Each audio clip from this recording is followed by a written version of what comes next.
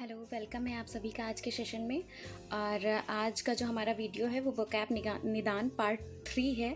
2 part मैं आपको पढ़ा चुकी हूँ और आज मैंने कुछ ऐसे वर्ड्स को लिया है जो कि बहुत ही इम्पॉर्टेंट हैं आपके एग्ज़ाम के प्रोस्पेक्ट से। और दूसरी चीज़ ये है कि इनको हम ट्रिक के साथ याद करेंगे। थोड़ा सा इंटरेस्टिंग लगेगा आपको देखने में भी और मज़ा आएगा याद करने में भी। और आई होप कि वीडियो एंड होते होते आपको ये सारे मीनिंग्स याद हो जाएंगे। तो ठीक है, चलिए स्टार्ट करते हैं। सबसे पहला जो वर्ड है हमारा वो है स्टबर्न। स्टबर्न को कहते हैं जिद्दी होना या फिर हठीला होना। ठीक है, स्टबर्न का मतलब होता है जिद्दी या हठीला। तो सबसे पहली बात हम बोर्न से याद रखेंगे। जो बोर्न कहते हैं ना, ये जन्म से ही बहुत जिद्दी हैं, बहुत हठीले हैं, तो बोर्न से हम जिद्दी या हठीला। ट्रिक्स दे रहे हैं, डजंट मीन कि आप बोर्न को याद करेंगे, आप याद करेंगे स्टबर्न, जिसका मतलब होता है जिद्दी होना या फिर हठीला होना। ठीक है, नेक्स्ट है आपका प्लाइट। नेक्स्ट क्या है आपका प्लाइट। प्लाइट का अर्थ होता है दुर्दशा होना या फिर बुरी स्थिति होना। तो ध्यान रखेंगे लाइट को मैंने अंडरलाइन किया है। लाइट की जो स्थिति है गांवों में अभी भी बहुत बुरी है, इसलिए बुरी स्थिति दुर्दशा होना का अर्थ हो जाएगा प्लाइट। फोर्थ राइट का मतलब होता है स्पष्टवादी होना। तो राइट से याद रखेंगे स्पष्टवादी होना कैसे। राइट का मतलब होता है सही। जो स्पष्टवादी होते हैं वो हमेशा सही बोलते हैं। और राइट का मतलब होता है अधिकार होना। तो जो अपने अधिकारों के लिए जिसके जो अधिकार होते हैं वो अपने अधिकारों के लिए स्पष्टवादी होता है। तो स्पष्टवादी को हम क्या कहेंगे, फोर्थ राइट। ब्लैंडिशमेंट का अर्थ होता है चापलूसी करना।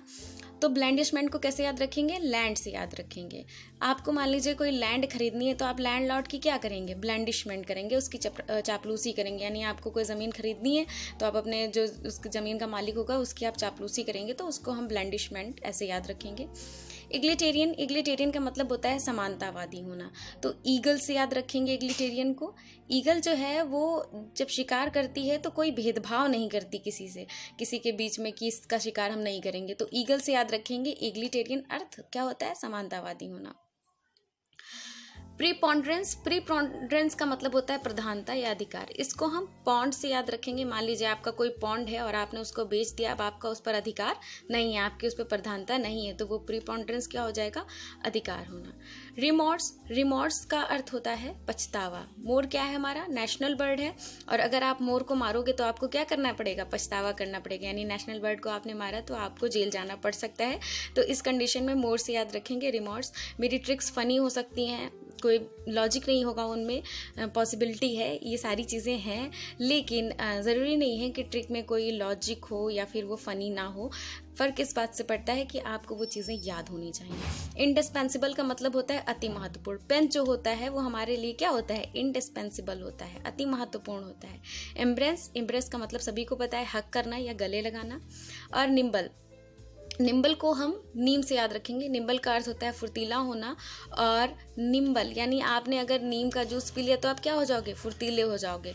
तो ये थे आपके 10 वर्ड्स जिनको आज मैंने कवर करने की कोशिश की है। आई होप आपको कुछ समझ में आया होगा और ट्रिक्स भी अच्छी लगी होंगी। चलिए एक बार जल्दी से रिवाइज कर लेते हैं। स्टबबोर्न हठीला होना, प्लाइट लाइट की दुर्दशा है गांवों में, फोर्थ राइट स्पष्टवादी होना, ब्लैंडिशमेंट चापलूस, एग्लिटेरियन समानतावादी, प्रीपोंड्रेंस प्रधानता होना, रिमोर्स पछतावा, इंडिस्पेंसिबल अति महत्वपूर्ण, एम्ब्रेंस गले लगाना, और निम्बल फुर्तीला होना। आई होप आपको वीडियो आज का अच्छा लगा होगा। प्लीज़ इसको लाइक करें और कमेंट्स जरूर करें। Thank you.